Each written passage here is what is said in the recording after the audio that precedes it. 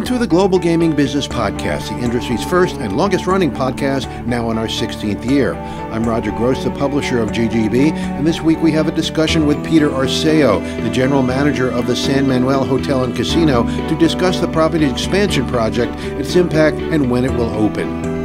20 years ago, IGT transformed the industry by introducing cashless gaming with Tito. Now IGT is revolutionizing cashless once again.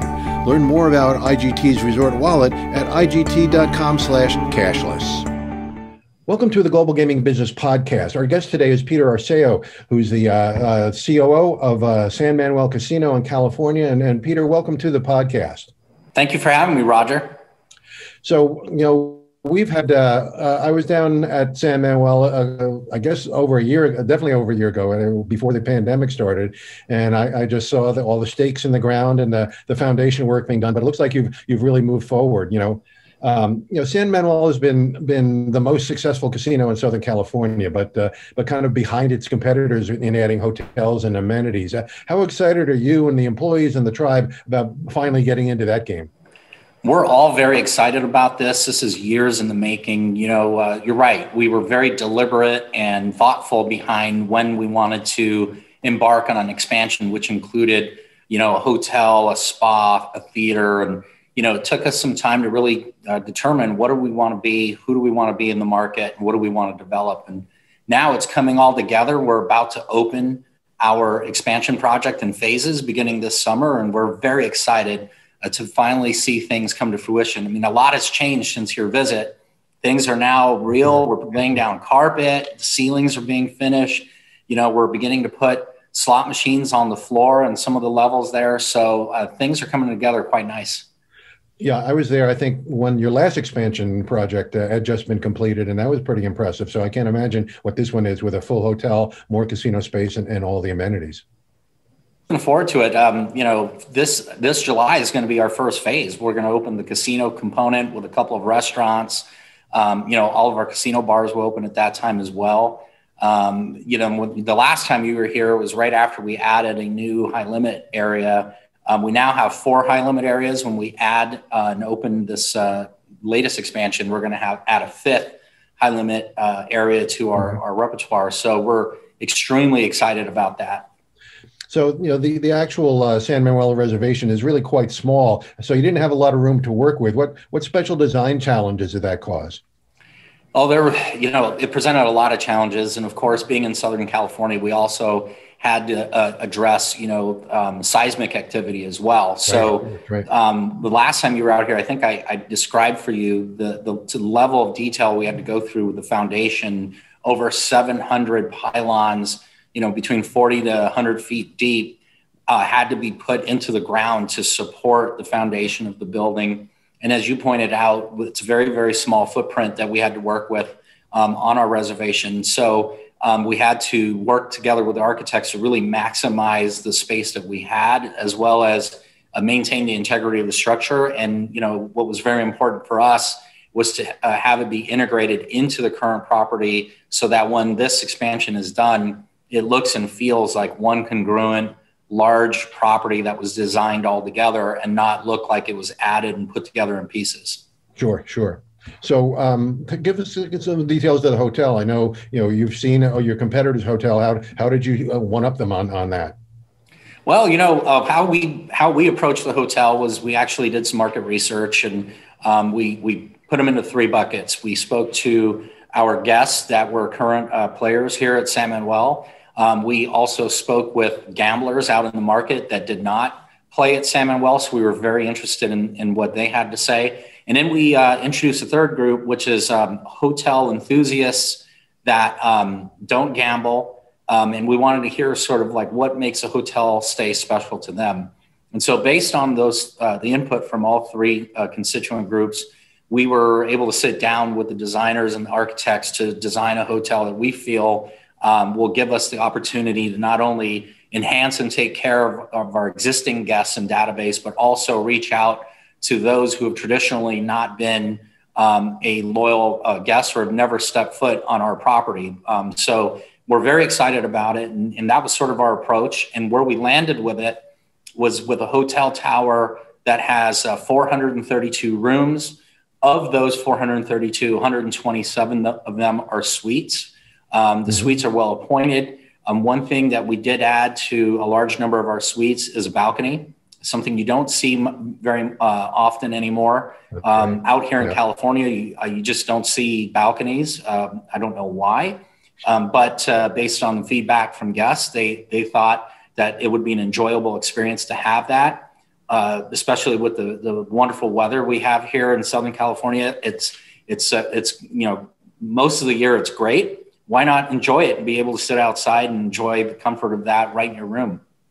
So we've spent a lot of extra, time really thinking through, well, what kind of guest experience can we pull off, given the limited footprint that we had, but to get more bang for our buck and really take something to, a special level there for our guests.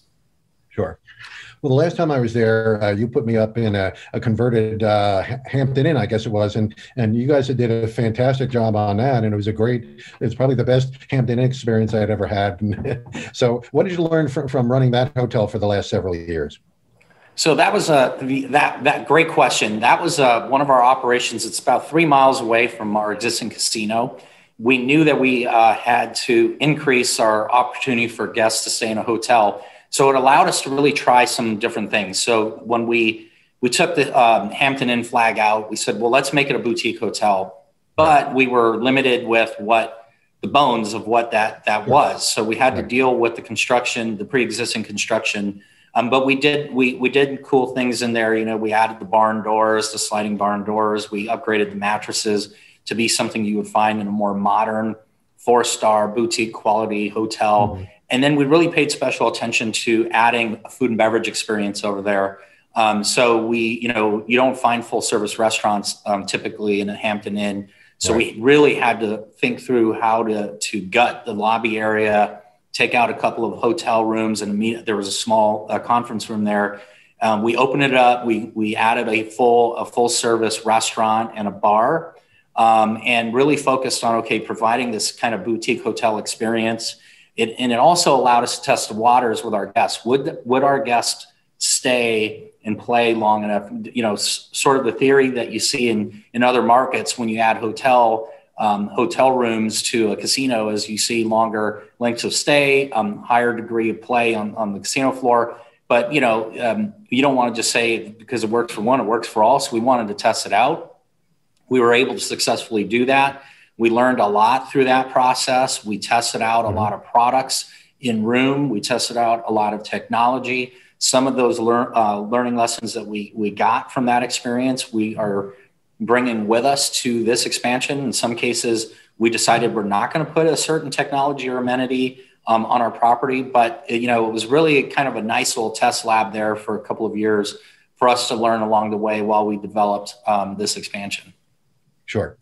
And that restaurant was fantastic, as I recall. The food was first class and very comfortable environment. Thank you very much. Yeah, I appreciate it. I'll pass that along to our culinary team. Yeah, absolutely. So another thing you're bringing in is a pool area for the first time. And obviously, Southern California is a perfect place for pools. You can use it 12 months out of the year. How did you design that? Are you going to use that for any other events and that kind of thing in the hotel? Yeah. So, great point. The pool, again, with the limited footprint that we had to work with, the pool is on the 3rd level of the structure. So it's above the 2 casino levels below it. And that was a way that we were able to, add a pool of a fairly large size, but not have to eat up valuable square footage on the property. So that allowed us to do a couple of things. One is it's going to get much more sun than if it was tucked away between the existing building and the hotel tower and the theater. So we got more sunlight hours out of it being on the 3rd floor. The other thing is, so along with that, as you pointed out very astutely, it's going to also serve as a multifaceted event area for us.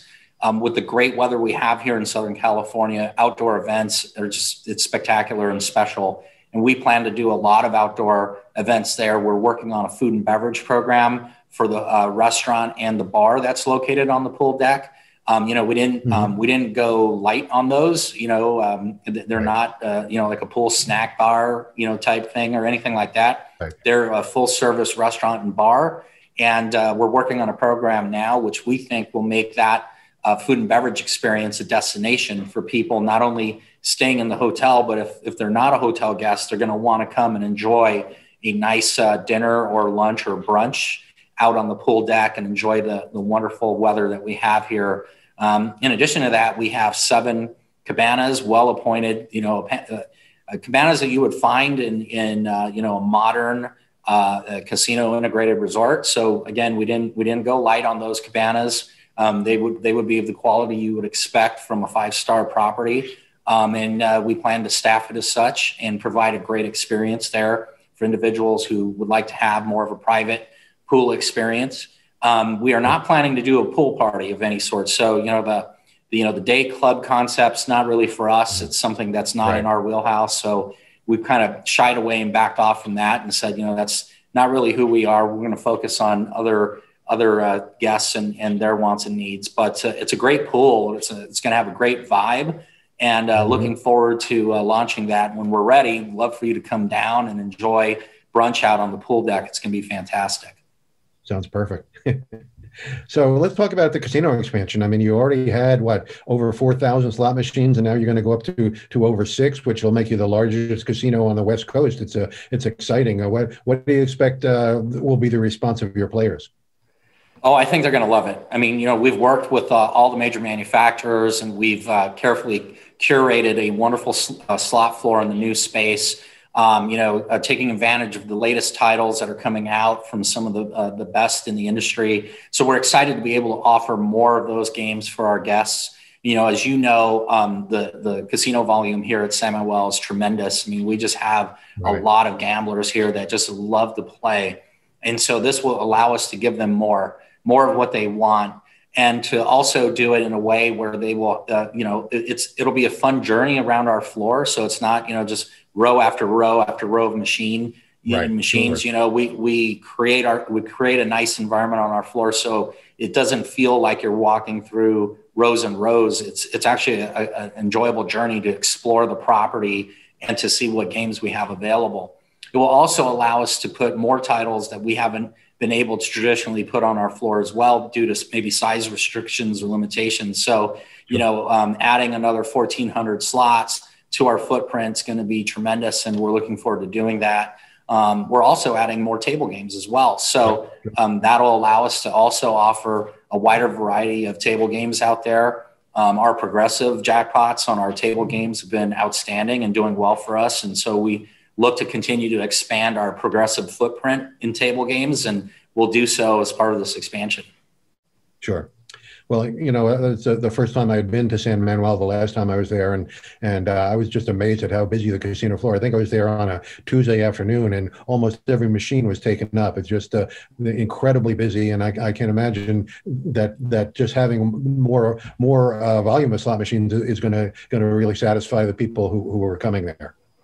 Yeah, we're looking forward to it. The velocity of business here is quite tremendous, and so to take that velocity and add more slot machines to it is going to be outstanding. And it's going to provide. We do a lot of hand pays every day. I mean, it would blow your mind if you knew how many hand pays we did on a day. And so Sure. For us, it'll be allowing us to just provide more of that thrilling casino experience for the people out there in the LA area that want to gamble. Right. And you're adding some retail as well. Why don't you explain what those are going to be? Yeah, so absolutely. Again, we took a very methodical approach to retail. 6 years ago, we didn't have much retail here on property. So at that point in time, we underwent a renovation of, we had one gift shop that kind of was, all things to everybody, actually doubled as a box office as well. So we took that place at that time 5 years ago, we reimagined it, took out the box office component, put it somewhere else on property, and took the gift shop aspect of it and really whittled it down to a much smaller footprint in that space. And we took the majority of the space and created a boutique that had men's fashion, women's fashion, men and women's accessories, a whole host of things, but a more elevated level. And what we learned over the last 5 years was that our guests really responded well to it. And actually they said, wow, number one, they said it was about time. Number two, they said, wow, we want more.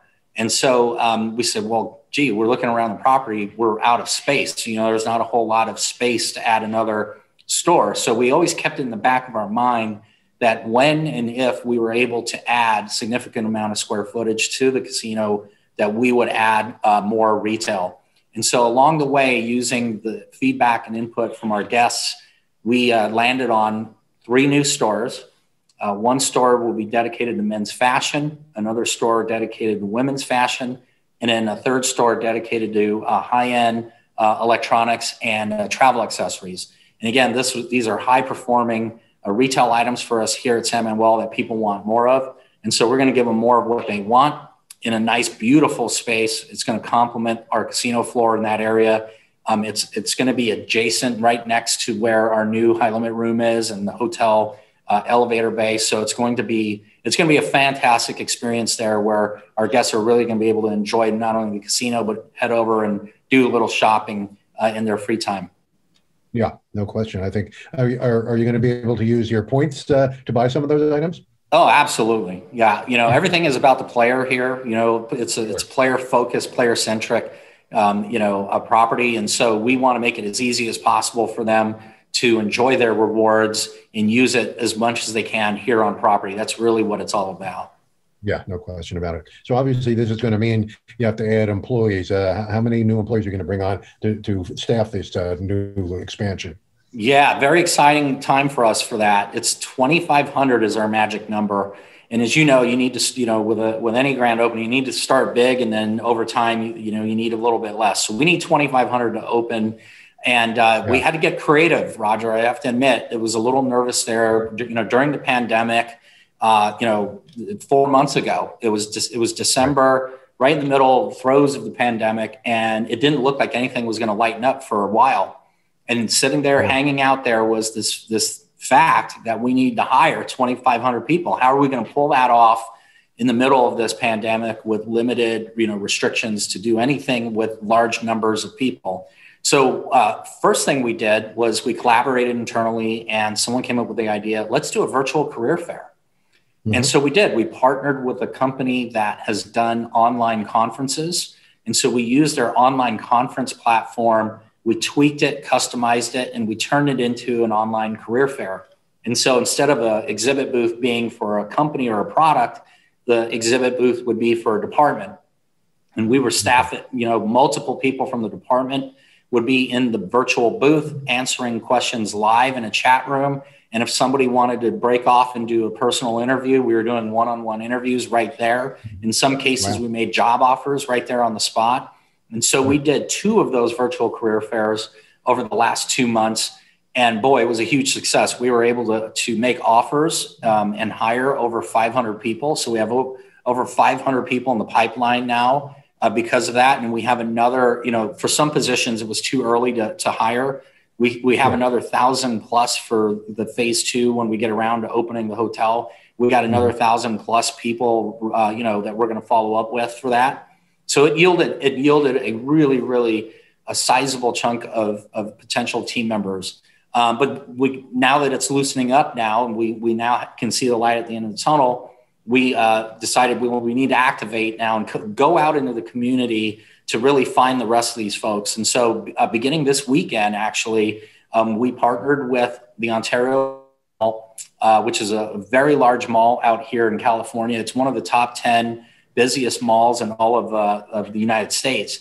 Well, they had a vacant spot. We're leasing that. We added an 8,000 square foot tent as well that we're decking out with a stage and lights and sound and music. It's gonna be awesome. And then we have 2 kiosks in the mall. And so we're going at this big. We got radio, TV remotes happening. We're going big on marketing. And the goal there, Roger, is to take a little bit of our work culture, bring it out, so that we can have people and demonstrate to people what it's like to work for us here at San Manuel. Learn a little bit about the tribe as well. Who are they going to work for? Sure, what are the values of the tribe? What's the values of the organization? We're going to have, it's not just HR folks out there, right? We're going to have departments. I'm going to be out there as much as I can. And so we're going to go out there and meet people. If we're a good match for each other, we're going to ask them to, continue the process. And we set it up so they could get interviewed on the spot, get a job offer, drug test results, and get the processing going on their gaming license. So we tried to make it as much of a one-stop shop as possible. But if someone was just curious and said, hey, I just want learn a little bit more, they can come and explore. So it's no pressure, right? It's just, you don't have to go for an interview. You don't need to dress up in a suit. You can come by with your family shopping. I'm going to peel off for 10 minutes and learn about San Manuel. They can do that. Mm-hmm. And, so we're very excited about it. The place looks spectacular. If you were local, I'd invite you over here later this afternoon so you can come and take a sneak peek, but it's great. And we'll be doing that for the next 6 months.